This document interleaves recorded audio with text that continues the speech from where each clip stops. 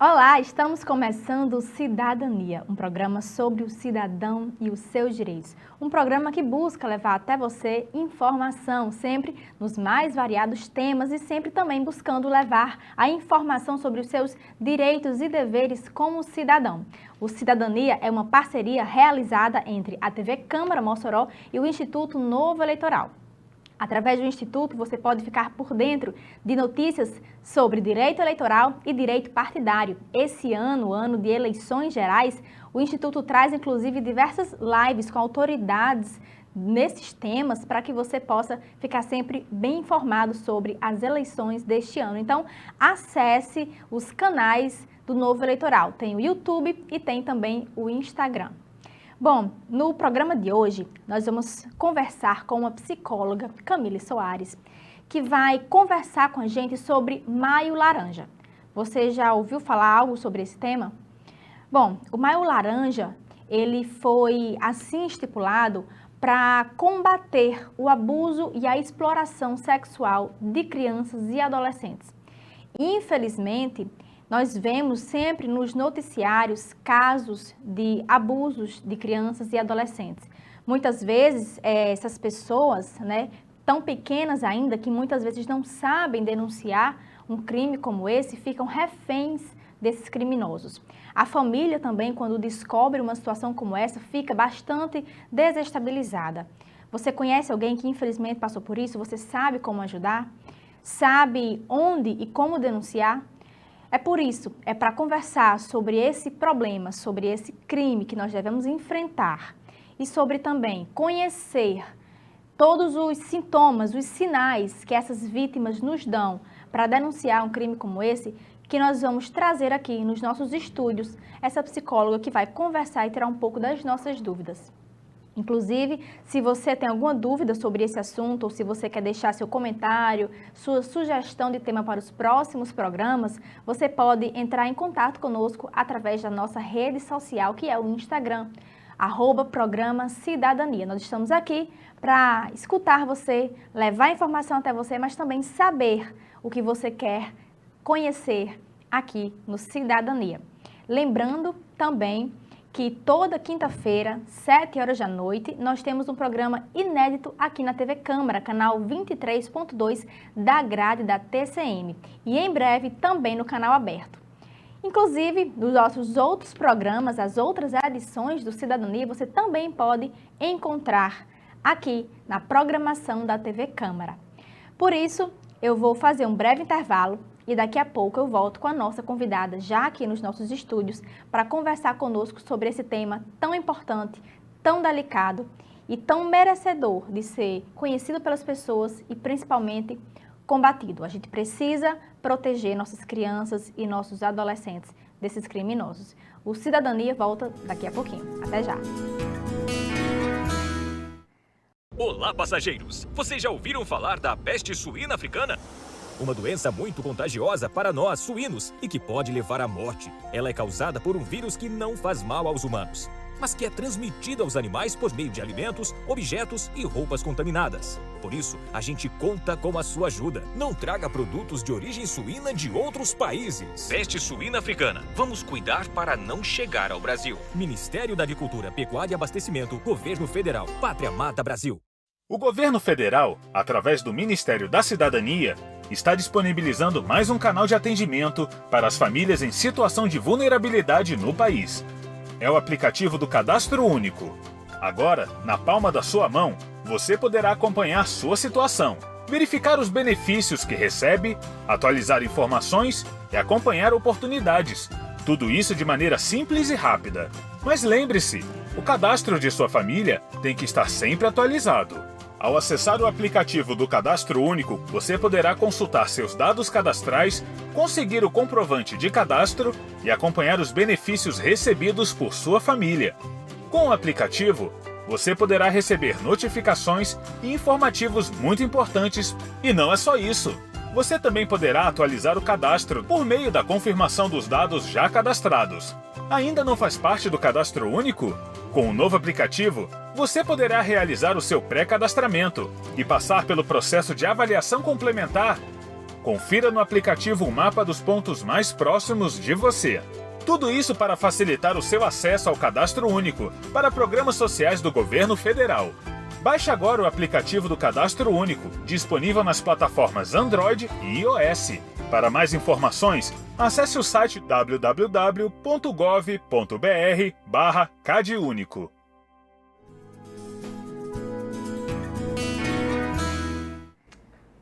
Estamos de volta com o Cidadania, um programa sobre o cidadão e os seus direitos, hoje conversando sobre Maio Laranja.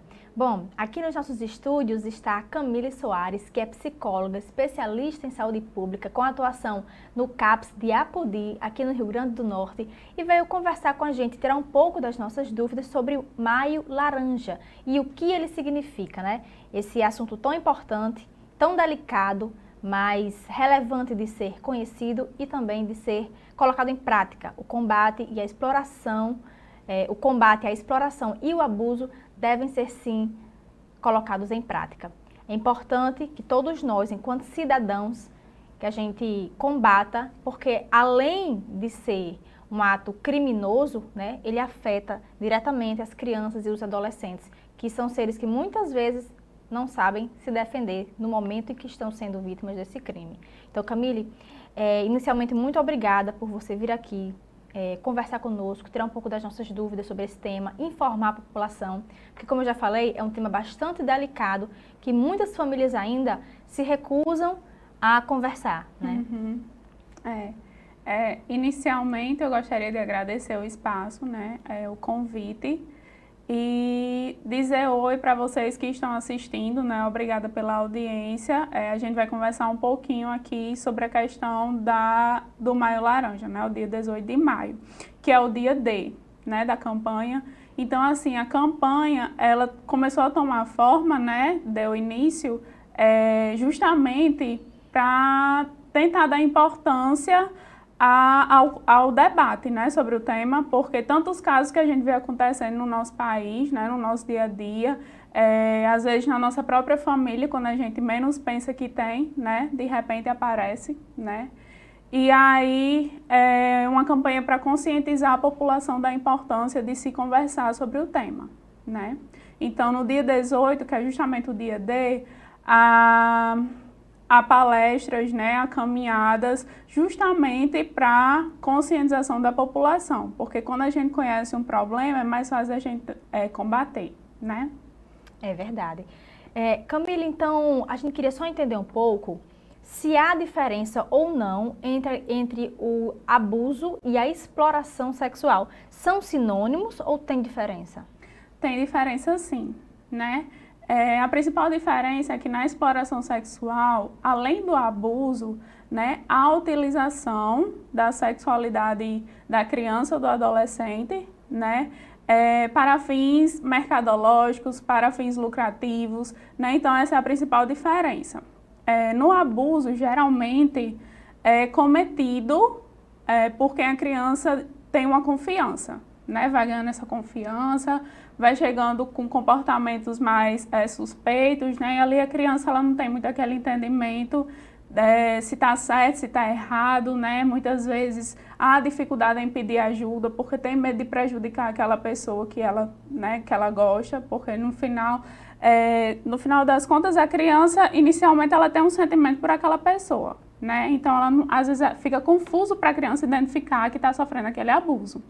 Né? E a exploração sexual acontece mais na questão da pornografia infantil, né? No tráfico, né? A questão do turismo sexual. Então, é mais nesse âmbito. Isso que você falou, Camille, é bem interessante porque, principalmente a criança, né? Geralmente o adolescente ele já tem essa noção do que é certo e do que é errado, mas a criança, a maioria delas, né, dependendo da idade, não tem. Né? E como elas não têm essa iniciação sexual, realmente elas acham que aquela pessoa com quem ela tem carinho, tem confiança, tem proximidade ou até mesmo parentesco, está fazendo um carinho nela, que aquilo é normal, ela não sabe que aquilo é errado e que aquilo é criminoso. Então, muitas vezes, ela não chega para avisar porque ela não tem noção do que acontece, né? Exatamente. E fica muito confuso, principalmente na mente da criança, né? Que ainda está em formação. De repente eu gosto tanto daquela pessoa, mas no fundo, por aquela pessoa estar pedindo segredo, para não contar nada para a mãe, para não contar nada para o pai, né? Talvez a criança ela consiga entender que há alguma coisa de errado, mas por ela gostar tanto daquela pessoa, confiar naquela pessoa, ela acaba, né? E agora, se eu falar, o que é que vai acontecer com essa pessoa? Né? Então fica muito confuso na cabeça da criança mesmo. Camille, a gente ouviu muito falar nessa pandemia com as famílias, né, dentro de casa, todo mundo muito junto, muito reunido, muito tempo dentro de casa, as crianças sem frequentarem as escolas, adolescentes também, que infelizmente os casos de abuso teriam aumentado. Você, né, no seu trabalho, na sua vivência profissional, você sentiu também que houve realmente esse aumento do número de casos? Joyce, eu tenho um pouquinho de propriedade para falar sobre o município de Apodi, né? Mas, no geral, no Brasil já tem dados de que o abuso e a exploração sexual, principalmente o abuso, né, houve um aumento no número. Né? Então, assim, em 2020 eu trabalhei no CREA de Apodi, né? Passei o ano de 2020 lá e a gente pôde observar um aumento, no geral, de casos de violação de direitos, né? Tanto quanto em crianças, de abuso, de violência, quanto de idosos, quanto da mulher, justamente porque antes não se tinha tanto essa convivência dentro de casa, né? E na pandemia, todo mundo teve que ficar junto. Então, muitas vezes o abusador ali dentro daquela casa, dentro daquele lar, a criança, o adolescente teve que ficar convivendo mais tempo, né? Teve que ficar, de certa forma, presa, né? E isso acarretou, né, um aumento de casos. E a escola, né, era um espaço onde a criança poderia pedir ajuda, né, só que ficaram sem poder ir para a escola. Então, a quem a criança ia poder recorrer? A quem esse adolescente iria poder recorrer? Né, estando sozinho com seus pais, com o abusador, né, dentro de casa. Então, essa questão de não ir para a escola, de ficar muito tempo em casa, isso realmente atrapalhou tanto as denúncias, quanto houve um aumento no número de casos. Camille, a nossa cultura, a gente cresce, né? Escutando que criança mente. Criança mente, criança inventa. Não acredito nele não, que a criança é assim mesmo. Nossa cultura é assim, né? Mas para o pai, a mãe, o responsável que nos assiste agora, como você poderia orientá-los a lidar com essa criança que chega para denunciar um abuso? Porque a gente precisa também acreditar nas nossas crianças, né? Muitas vezes nossas crianças, elas dão sinais, né? Às vezes não verbalizam que estão sendo assediadas, mas Sim. Elas dão sinais, né? Ficam receosas, com medo, não quer contato com aquela pessoa. Então, como você orientaria os pais, né? Diante de uma fala de uma criança, dos sinais que uma criança dá, para ele, então, entender que aquela criança ela pode estar sofrendo algum abuso? Primeiramente, a questão do diálogo, ele é a base de todo relacionamento, né? Seja entre pais e filhos, responsáveis e filhos, entre uma pessoa e outra, relacionamentos amorosos. Então, assim, a gente sabe que o diálogo, ele é a base da confiança, né? Então, se desde pequeno você tem um diálogo com seu filho sobre esse assunto, né, as formas de se prevenir, né, de dizer, olha, meu filho, cuidado, se alguém chegar e tocar nessa parte, né, você me diga, não é legal. Então, assim, desde pequeno, criar esse diálogo com a criança. Outra coisa, com relação à orientação dos pais, né, a gente orienta sempre a acreditar na criança, tá certo? Então, assim, pesquisas apontam que há uma probabilidade maior dessa criança chegar para contar alguma situação, né, que aconteceu em pessoas que ela sabe que vai confiar, né, na palavra dela. Então, assim, até que se prove ao contrário, né, aquela premissa de que o discurso que a criança está trazendo, o discurso que o adolescente está trazendo, ele é verdadeiro, né? Porque a partir do momento que começa, fulano fez uma carícia em mim, né, em tal parte, e aí você não acredita, de repente isso evolui para algo mais sério, né? Então, assim, partir do ponto de que tudo que a criança falar é verdade, né? Então, se talvez seja um pouquinho duvidoso para você, mas você ficar mais de olho, né, na relação entre essa criança e essa pessoa que ela falou, então tudo é bom se levar em consideração. Camille, eu fiquei agora muito confortável com a sua fala, porque eu, enquanto mãe, eu pratico isso. Então, você agora, profissional, falando, isso me conforta muito. Por quê? Eu sempre digo que eu parto do princípio que o meu filho, ele tem 6 anos, o mais velho, e a mais nova tem 2. Então, eu sempre parto do princípio que ele vai me dizer a verdade. Né? Então, a gente tinha um professor que ele dizia assim, olha, vocês começam o semestre com 30 pontos. E aí vocês vão perdendo pontos comigo à medida que vocês forem faltando com as atividades. Então, eu parto do princípio que meu filho sempre me fala a verdade. E a partir daí eu vou investigar. Se for verdade, ok. Se for mentira ou invenção dele, eu vou chegar e conversar com ele. Mas inicialmente, até como uma forma de não afugentar a criança, né? Até uma forma como uma forma de trazer a criança para perto de você, né? Num ambiente onde ela se sinta segura em confidenciar situações para você, né? Ah, minha mãe, ela vai acreditar em mim, eu posso contar porque ela vai acreditar. Porque se a gente de repente fica, não menino, você está mentindo, menino, deixa isso para lá, menino, deixa de mentira, o seu filho não vai voltar e contar a situação para você, porque ele parte do princípio que você não acredita nele. Exatamente. Né? Então eu parto sempre da premissa, né, que o meu filho está falando a verdade e aí eu vou investigar o que realmente aconteceu. E facilita até para a questão também do período da adolescência, né, que é um período muito complicado, já é um período mais de isolamento familiar, né, daquele adolescente, onde ele está tentando pertencer a algum grupo. Então, esse contato, né, esse diálogo com os pais, ele já é mais complicado. Então, de repente, se acontece uma situação bem grave, uma situação séria, vai ser um pouco mais difícil se não houver essa base do diálogo, né, para ele chegar e contar. Então, desde pequeno, né, conversar, orientar, né, com os seus filhos e sempre acreditar a partir desse princípio de que ele tá falando a verdade, né, como você falou, se tiver sido uma história inventada, né, se for mentira, então você senta e conversa, olha filho, você me falou isso, consegui perceber que não era verdade, o que foi que aconteceu, né, para você chegar nessa fala, então sempre na base do diálogo. Muito bom, Camille. Nós vamos fazer um breve intervalo, mas daqui a pouco a gente volta, porque nós temos ainda outras dúvidas e outros assuntos para conversar. Não saia daí que a gente volta já. Olá, passageiros! Vocês já ouviram falar da peste suína africana? Uma doença muito contagiosa para nós, suínos, e que pode levar à morte. Ela é causada por um vírus que não faz mal aos humanos, mas que é transmitida aos animais por meio de alimentos, objetos e roupas contaminadas. Por isso, a gente conta com a sua ajuda. Não traga produtos de origem suína de outros países. Peste suína africana. Vamos cuidar para não chegar ao Brasil. Ministério da Agricultura, Pecuária e Abastecimento, Governo Federal, Pátria Amada Brasil. O governo federal, através do Ministério da Cidadania, está disponibilizando mais um canal de atendimento para as famílias em situação de vulnerabilidade no país. É o aplicativo do Cadastro Único. Agora, na palma da sua mão, você poderá acompanhar sua situação, verificar os benefícios que recebe, atualizar informações e acompanhar oportunidades. Tudo isso de maneira simples e rápida.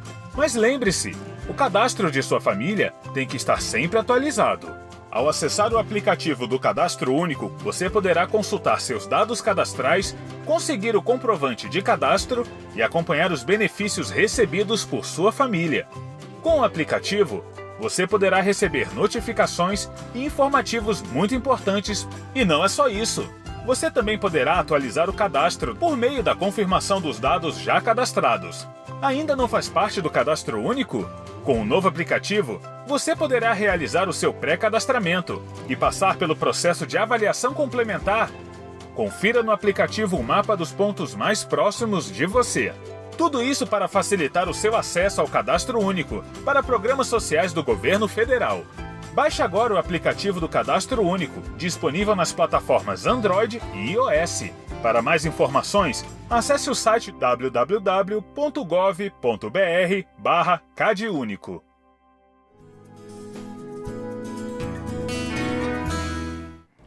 Estamos de volta com o Cidadania, hoje falando com Camille Soares, psicóloga, especialista em saúde pública, conversando sobre Maio Laranja e o combate ao abuso e à exploração sexual de crianças e adolescentes. Camila, a gente já conversou um pouco, né, no bloco passado, você já deu algumas orientações, né, para os pais e responsáveis quando a criança, né, chegar com uma fala de denúncia, né? Mas, e vamos imaginar agora o fato contrário. Quando a criança ela está silente e o pai, ele já desconfia que pode haver algum tipo de abuso. Como o pai, então, ele deve abordar, claro, numa linguagem mais apropriada, essa criança ou esse adolescente? Justamente nessa sua fala, né, com a linguagem mais confortável para a criança da melhor forma, né, de uma forma que ela vá se sentir acolhida naquela fala, né, e a disponibilidade dela para conversar sobre o assunto. Tá certo? Então, se percebe que a criança mudou o comportamento, né? Às vezes um hematoma, né? Alguma rasura, né? Algum arranhão naquela partezinha mais perto das partes íntimas. Então, chegar, sentar e conversar, né? Olha, filha, eu notei que isso aqui apareceu, né? E ontem não estava assim. Aconteceu alguma coisa, né, que você queira conversar, que você queira dizer. Então, sempre fazer com que essa criança ela se sinta acolhida, sem o medo de falar sobre o que aconteceu, né? Porque muitas vezes a abordagem ela é de forma muito brusca, né, e acaba afastando a criança. Então, tentar acolhê-la ao máximo para tentar investigar, tentar ver o que foi que aconteceu ali, né, naquele momento. E recentemente saiu nos noticiários, né, uma notícia que você já até falou no bloco anterior, que nesse mês de maio, né, que a gente finalizou, vocês fazem palestras, né, de conscientização, buscando levar informação para as pessoas, né, para saberem identificar casos. E nos noticiários saiu uma informação que durante uma palestra numa escola, né, alguns casos, algumas crianças relataram casos de abuso. Então, diante dessa situação, como você vê a importância de, nas escolas, desde cedo, começar essa conscientização com as crianças e adolescentes? Eu já tinha até visto essa questão dessa notícia, né? Eu ia até comentar um pouquinho sobre ela, né? Foi justamente numa palestra em uma escola, se eu não me engano foi no interior de Goiás. E aí, depois dessa palestra, né, sobre o tema, cerca de 10 crianças chegaram para denunciar que tinham sido vítimas de abuso. Então, daí a importância de se abordar o tema na escola, né? Aprender a questão, tem até algo mais lúdico do sinalzinho, né? Colocar pontinhos amarelos, vermelhos, verdes, onde as pessoas podem tocar, ou então só onde sua mãe e seu pai podem tocar, né, na hora do banho. Então, assim, sempre essa questão de conscientização, de educar as crianças, né? Então, essa questão de levar esse tema para a escola é muito importante, porque você pode debater tanto com o corpo escolar, né, como com crianças, adolescentes, como também é importante discutir o tema com o corpo docente, né, da escola, de preparar os professores, quem sabe uma capacitação para os professores, né, para estar conversando sobre o tema. Então, assim, a diretoria, como é que recebe essa demanda, né, para onde encaminha essa demanda. Então, tudo isso é muito importante de ser abordado na escola, até porque a criança e adolescente, ele passa boa parte do dia na escola, né, principalmente hoje que tem muitas escolas de tempo integral, né, então, assim, para que a criança ela sinta que tem um espaço, sinta que tem adultos com quem ela pode contar, né, e que já conversaram sobre o tema com ela. Pois é, e é bastante importante essa questão, né, que você falou que as crianças e adolescentes passam muito tempo na escola e lá eles formam vínculos muito fortes, né? Então, muitas dessas crianças, elas têm um vínculo muito forte com suas professoras de confiança, de segurança, né? E essas professoras, muitas vezes, são as primeiras, antes mesmo da família, que percebem algum tipo de abuso que vem acontecendo, né? Exatamente. Muitas vezes na escola, a professora nota aquela mudança de comportamento, né? Ou então, de repente, a criança mesmo, a adolescente, chega, né? Já tem aquela convivência diária com o professor, já tem aquela convivência diária, às vezes, com outro coleguinha, acaba comentando alguma coisa. Esse assunto muitas vezes surge na escola, né? Aí a escola chama os pais para contar o que aconteceu. Então, assim, esse vínculo e esse tempo que a criança cria e passa na escola é muito importante. Agora, eu vejo, assim, ainda a nossa sociedade muito receosa em conversar sobre isso. as pessoas precisam diferenciar, né, Camille, a educação sexual e da incentivação sexual. Ninguém vai para as escolas incentivar que as crianças e adolescentes comecem, né, iniciem cedo, né, com as suas relações sexuais. Mas a educação sexual, ela é importantíssima para isso, para evitar, né, esse tipo de abuso. E identificar, né, para que a criança conheça os limites, conheça onde cada cantinho do seu corpo é permitido a ser tocado e por quem ser tocado. Então, assim, essa educação na escola, essa preparação dos profissionais, isso é muito importante. Camille, e digamos que alguém identificou um caso de abuso, de exploração. Como denunciar e onde denunciar? Em alguns municípios, podem ter delegacias especializadas, tá certo? Mas geralmente tem o Disque 100, né? Onde as denúncias geralmente são feitas pelo Disque 100, né? Você pode ir no CREAS, né, do seu município. Muitas vezes o município é muito pequeno, não tem CREAS, tem CRAS. Então procura o CRAS, procura o Conselho Tutelar, né? Ou então você Disque 100, só não deixa de denunciar a situação.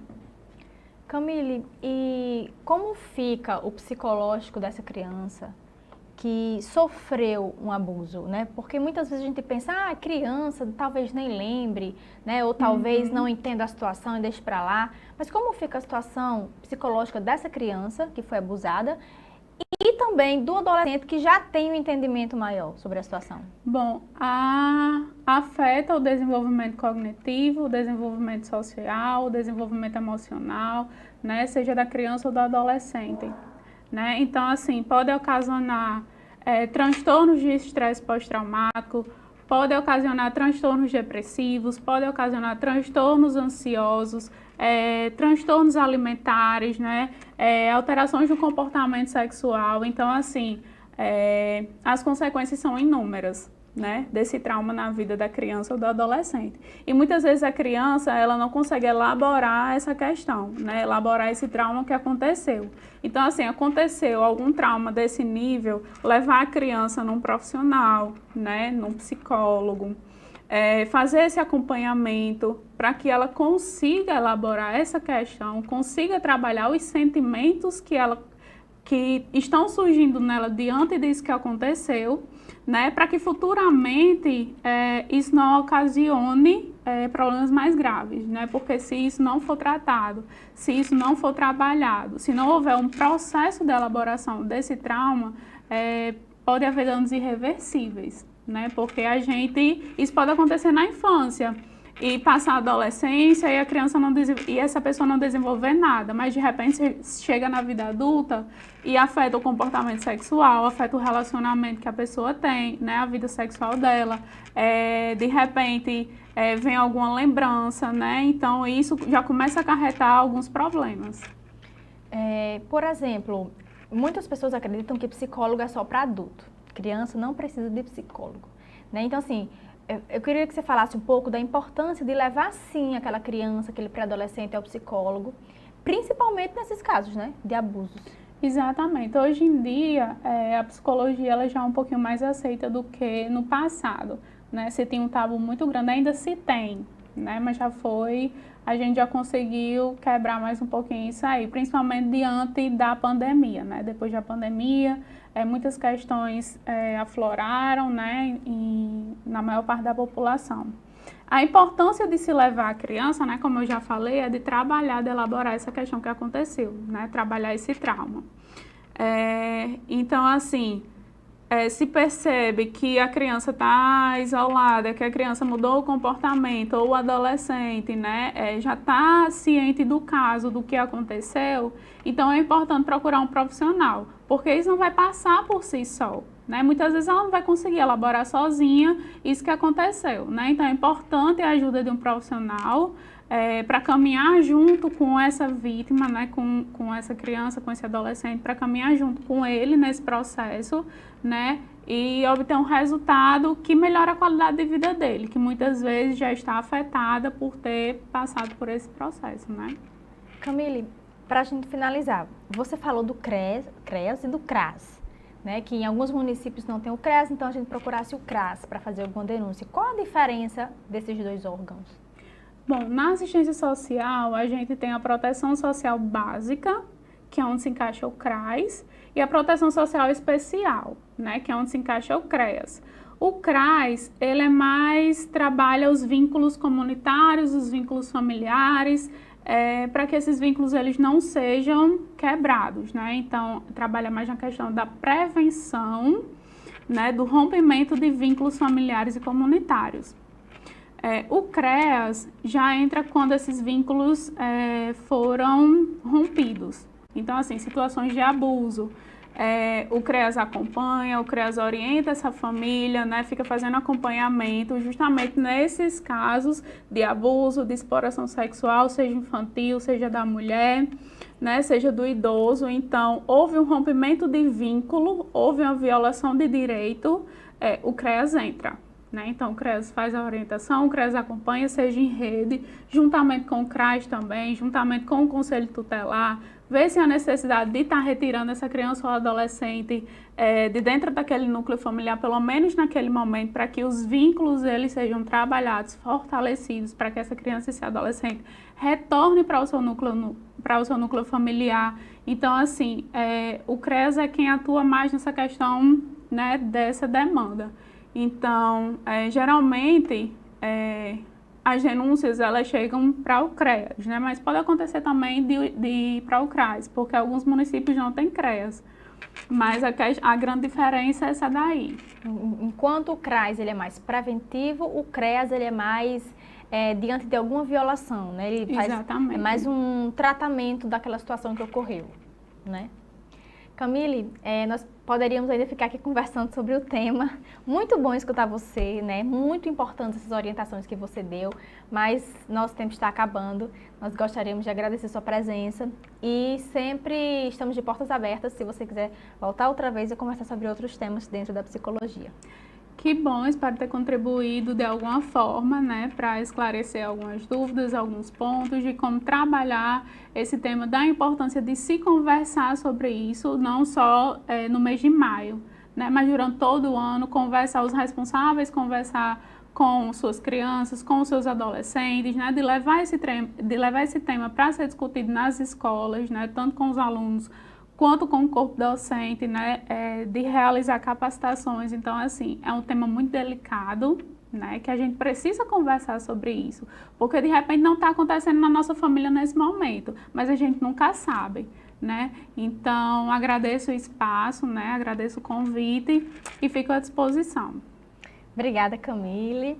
Bom, nosso terceiro bloco está chegando ao fim, mas daqui a pouco a gente volta com o Dr. Erval Sampaio e Dr. Pietro Medeiros em seus respectivos quadros. Não saia daí, que a gente volta já. Olá, passageiros! Vocês já ouviram falar da peste suína africana?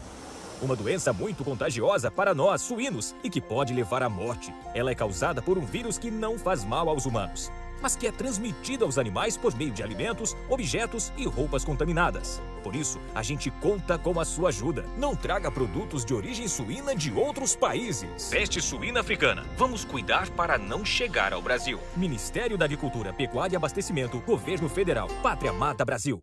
O governo federal, através do Ministério da Cidadania, está disponibilizando mais um canal de atendimento para as famílias em situação de vulnerabilidade no país. É o aplicativo do Cadastro Único. Agora, na palma da sua mão, você poderá acompanhar sua situação, verificar os benefícios que recebe, atualizar informações e acompanhar oportunidades. Tudo isso de maneira simples e rápida. Mas lembre-se, o cadastro de sua família tem que estar sempre atualizado. Ao acessar o aplicativo do Cadastro Único, você poderá consultar seus dados cadastrais, conseguir o comprovante de cadastro e acompanhar os benefícios recebidos por sua família.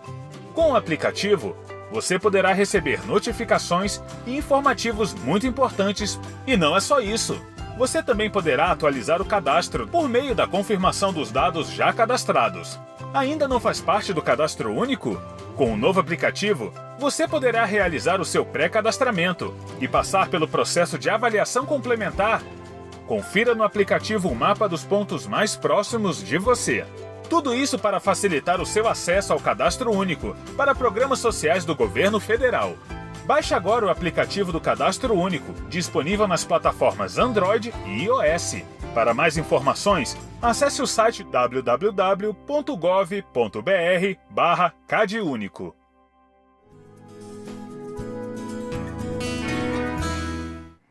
O Cidadania está de volta e agora nós vamos para o quadro Em Pauta com o Dr. Erval Sampaio, que deixou mais uma vez informação para você. Dr. Erval, agora é com você.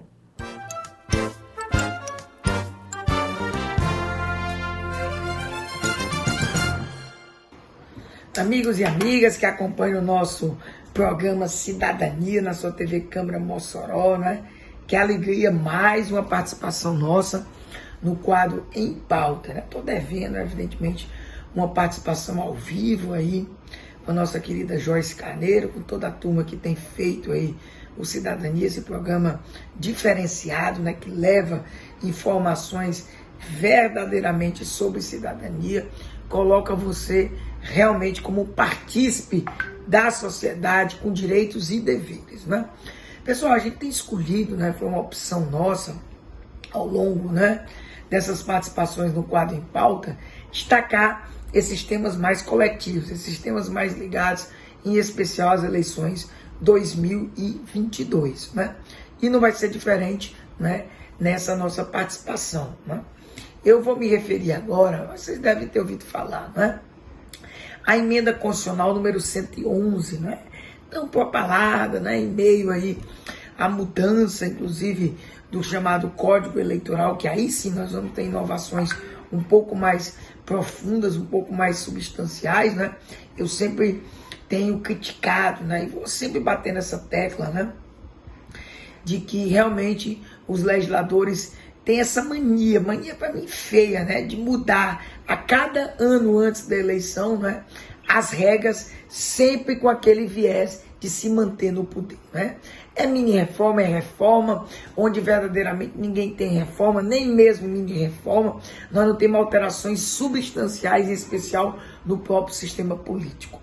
E aí, mais uma vez, a gente teve alterações de ordem constitucional, de ordem legal, para as eleições de 2022. E hoje eu escolhi falar, evidentemente, da emenda constitucional número 111, ou seja, nós aumentamos, né, ou melhor, nós emendamos a Constituição, né, mexemos em algo que inclusive tem um processo de confecção bem mais rígido, né, mas na mesma linha que eu tenho feito, né, que eu tenho batido na tecla de manutenção do poder pelo poder. Até um textozinho nosso que foi divulgado, né, na coluna que a gente tem, que nós inauguramos há 2 semanas, né, no portal TCM, né, a gente falou, né, fez a pergunta, vale tudo na pré-campanha? A gente vai até voltar a esse tema aqui, né? A gente já tratou de pré-campanha, mas vamos esmiuçar aqui esse tema. Mas a linha é a mesma. Veja, a emenda constitucional 111, ela tocou, vou fazer questão, inclusive, de ler o que estabelece o próprio caput da lei. Ela alterou a Constituição Federal para disciplinar. Primeiro, interessante esse aspecto, mas não mexe em nada.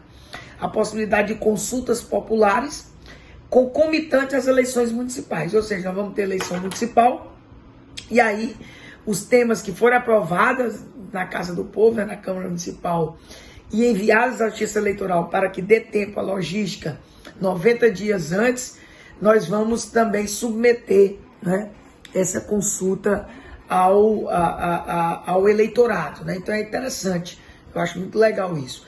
Mexemos na fidelidade partidária, eu achei legal também, porque toda vida que a própria lei toca na fidelidade partidária e não o Tribunal Superior Eleitoral, eu particularmente gosto. Então foi tocado nisso, né? Inclusive a possibilidade daquele que sai do partido que venceu a eleição, deputado federal, estadual ou vereador, e aí ele sai do partido, o próprio partido pode anuir, não mexe na questão dos recursos, né, que tudo gira em torno desses fundos, né, os fundos partidários, vamos falar já de fundo também, e também uma justa causa, né, aceita por lei. Alterou, né, foi e voltou, é impressionante. A gente fez uma emenda para alterar a data de posse, né, dos governadores e presidente da República, só valendo para as eleições de 2026, né?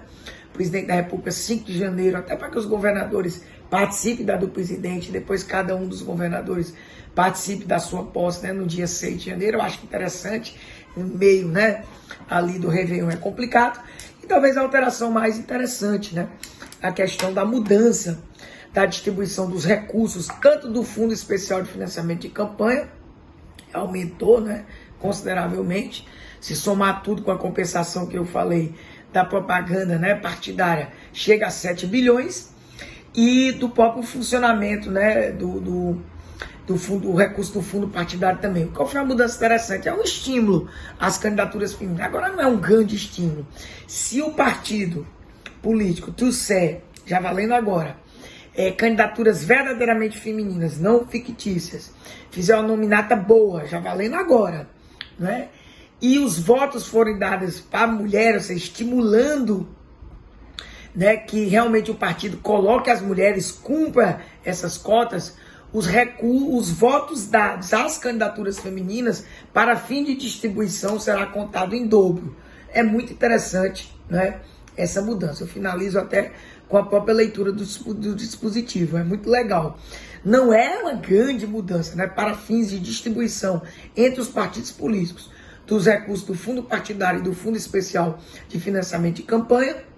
Os votos dados às candidatas mulheres ou a candidatos negros, então estímulos a essas candidaturas para a Câmara de Deputados nas eleições realizadas de 2022 a 2030, então tem um marco temporal, serão contados em dobro, ou seja, é interessante. A contagem em dobro a que se refere o CAP somente se aplica uma única vez, claro, né? Não poderia, né, evidentemente ser diferente, ok? Valeu, pessoal, até a próxima semana.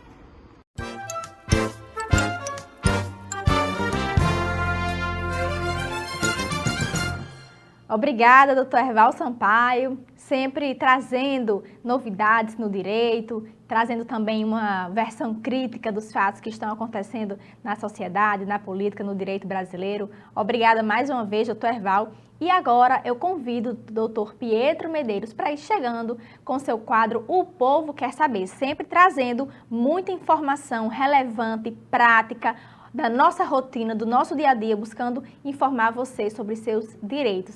Pietro, agora é com você, vai lá.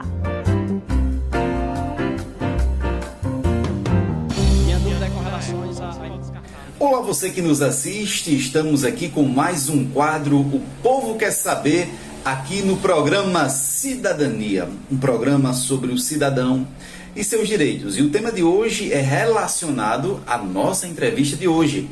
Vamos falar sobre mulher, sobre Lei Maria da Penha, sobre violência de gênero. Muitas pessoas têm dúvida. Qualquer agressão no ambiente familiar é Maria da Penha?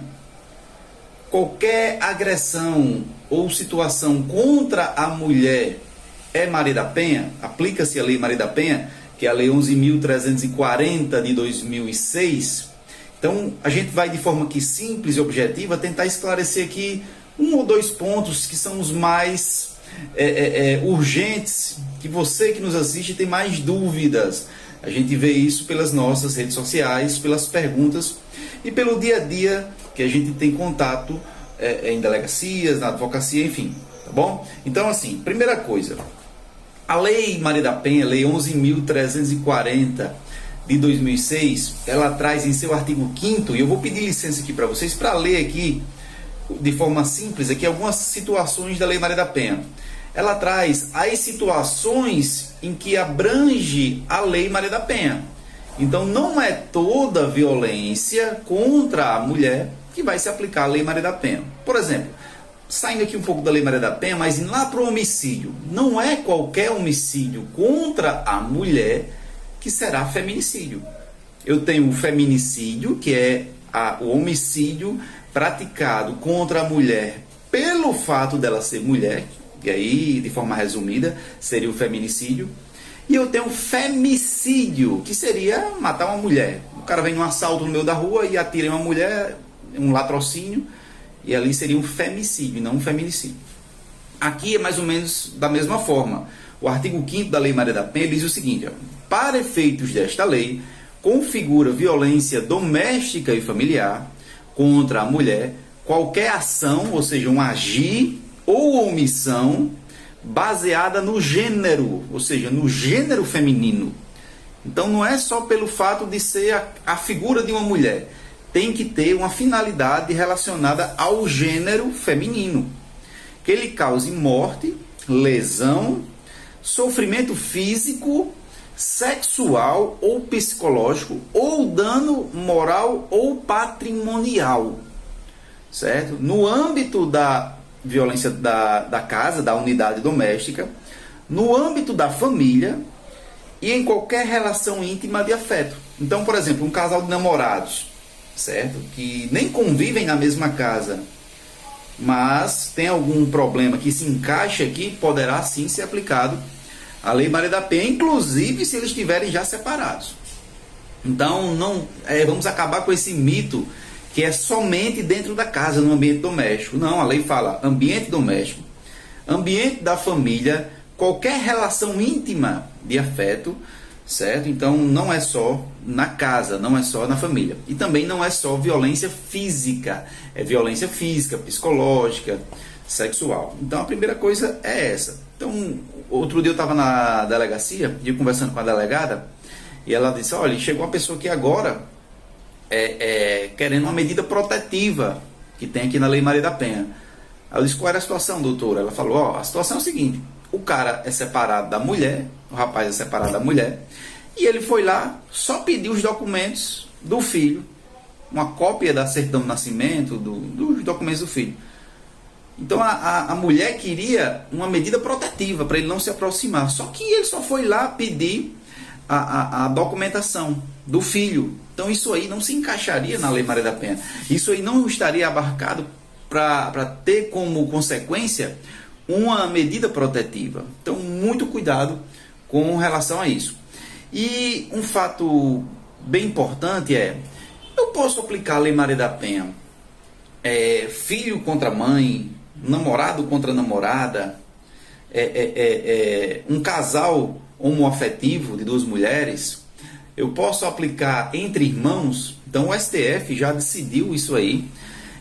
No caso de um casal homoafetivo é sim possível, desde que a vítima seja mulher, certo? Então não seria aplicado se for dois homens, por exemplo. Então, desde que a vítima seja mulher, sim. Filha contra a mãe. No caso de irmãos, pessoal, alguns juízes entendem que não há, certo? Mas, para dizer com certeza, tem que avaliar o caso concreto. Porque muitas vezes a confusão em torno ali, naquela residência, naquela família, não é relacionada a gênero. O problema todinho é patrimonial. Então aí sairia da vara de violência doméstica e entraria na vara comum, certo? Na vara comum, na vara criminal comum.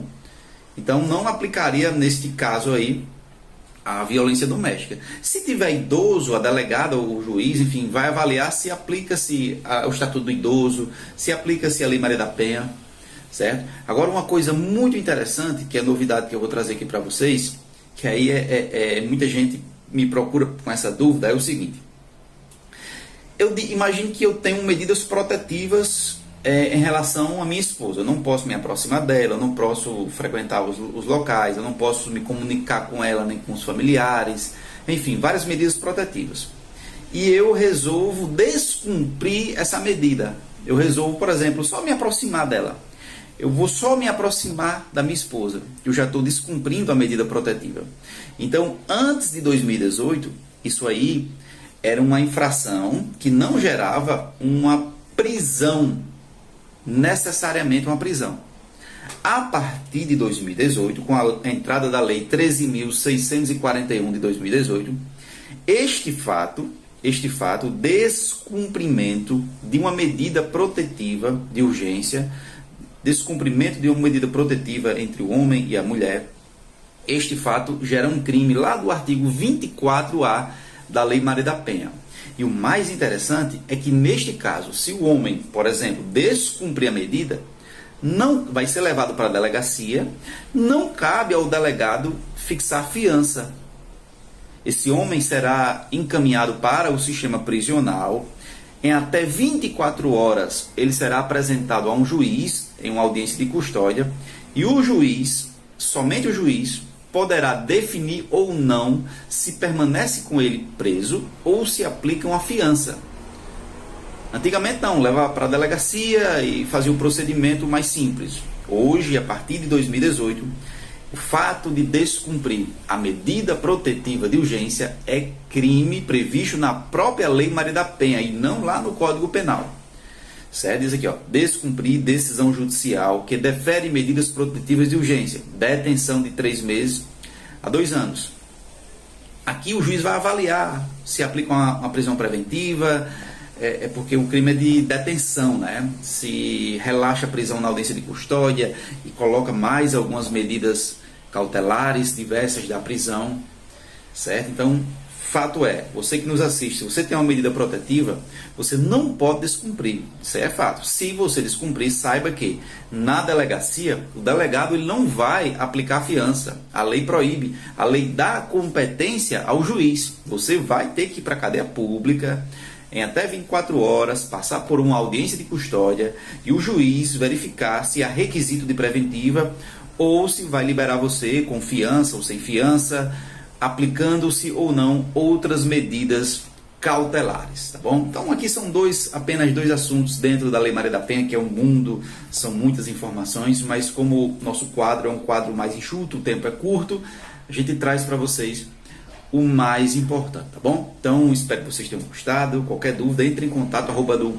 Programa Cidadania, tira suas dúvidas, manda sua pergunta que a gente faz aqui o vídeo para vocês, tá bom? Um grande abraço, fiquem com Deus e até a próxima.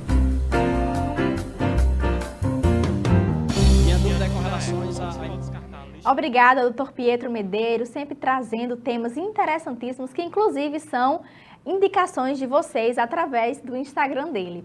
Bom, nós gostaríamos de agradecer a sua participação hoje, sua disponibilidade em estar aqui conosco em mais uma semana. Convidamos para a próxima semana mais um programa inédito que você possa nos acompanhar e deixamos também o convite para que você possa continuar na programação da TV Câmara. Até mais, até a próxima semana. Tchau!